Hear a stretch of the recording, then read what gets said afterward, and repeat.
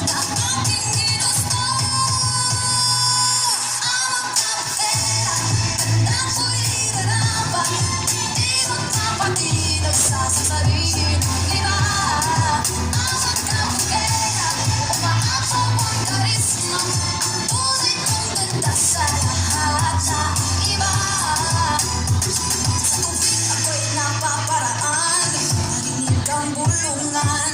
Ako'y di kagandahan, ngunit ako'y lang pakialam. Di ko na kailangan na magpaganda, dahil palang panalo na. Di ko ng payo ng iba, para ibander aking ganda.